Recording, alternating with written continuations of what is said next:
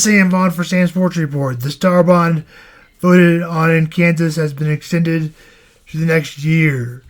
So I'm not saying it's going to take a year, but it seems that one of the teams will be moving to cross the state line. The Chiefs seem to have an only vote in Missouri, and Kansas legislators have not decided on a date.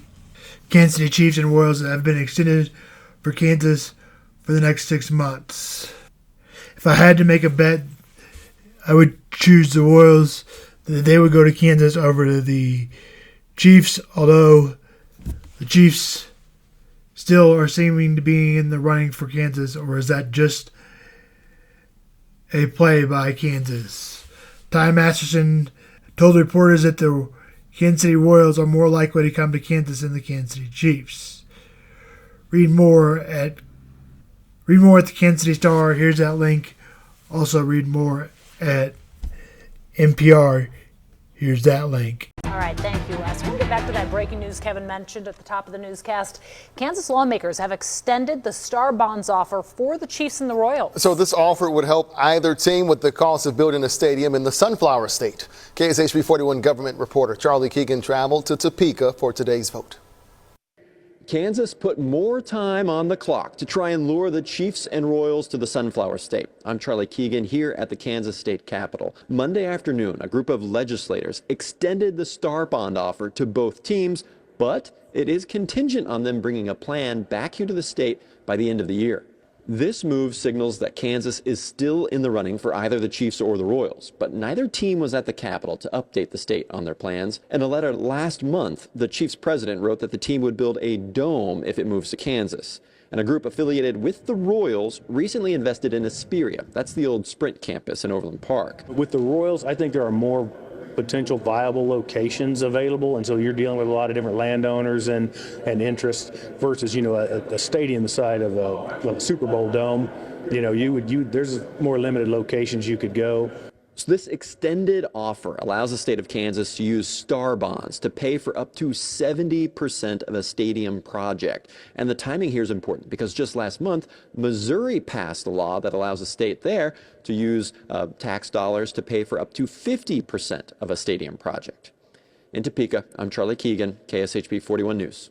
We should note both teams have said they're still considering options in both Kansas and Missouri. In fact, today, Chiefs President Mark Donovan telling KSHB 41 this part of the process is all about the details. The team working through exactly what each state has to offer, and he says a decision needs to be made relatively quickly. You got to phase out a renovation over 3 or 4 years while playing football in the same building you're renovating, which just takes time. And you need to prep for it. On the new build, you get the benefit of you could go sooner because you don't have the conflict of playing football, but you also have a much bigger project, so that just takes time. I think we're nearing the window here where we're going to have to make a decision one way or the other. Well, I reached out to the Royals today, too. They say the extension allows the team to pursue the right choice for the fans, the organization, and the regional community. Missouri and Kansas have both made formal offers to the Chiefs and Royals. Here's a look at what each state is offering. The Show Me Sports Investment Act allows Missouri to pay for 50% of a stadium project. Kansas Star Bonds will pay 70%. Missouri would use sales and income taxes generated at the stadium to pay for the project. Kansas wants to use sales tax only. It would come from the stadium and a surrounding district, though. Missouri would set aside tax dollars for 30 years, Kansas for 20. The Royals won the series yesterday over the Diamondbacks, and it was a great pitching by Michael Lorenzo, his best game of the season, as the Royals shut out the Diamondbacks 4-0.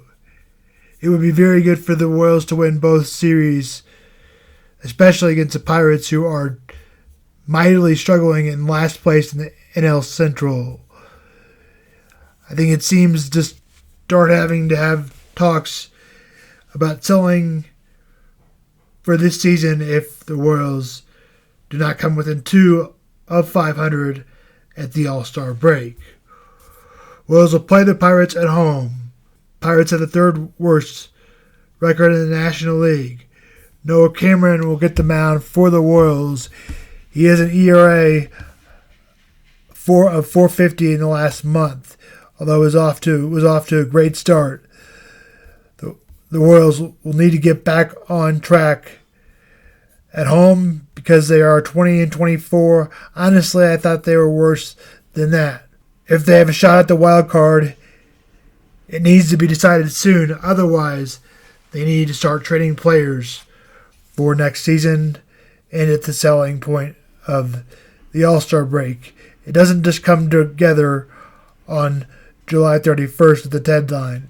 They have to come up with a deal and talk with teams about trading for other players. It's a time to send Jack Caglione down. Other players may be mentioned in the trade for the Royals. Seth Lugo, and probably among players they don't want to give up on, but could be traded, is Chris Bubich. The Cardinals and Cubs had the day off. The Cubs took 2 out of 3 from the Cardinals. The Cardinals will play the Nationals, who just fired their manager and GM, Mike DeBartolo, previously assistant GM, has been named the interim GM for the rest of the season, and also bench coach Miguel Cairo was appointed to the manager job for the intern job. The Nationals fired yesterday. Dave Martinez and Mike Rizzio were the person to be replaced. Mike Rizzio has been in the organization since 2007 with the Nationals. The Cubs sit at the second best record in the National League and will play the Twins tomorrow. The Twins are 4 games under 500. This is Sam Vaughn for Sam Sports Report.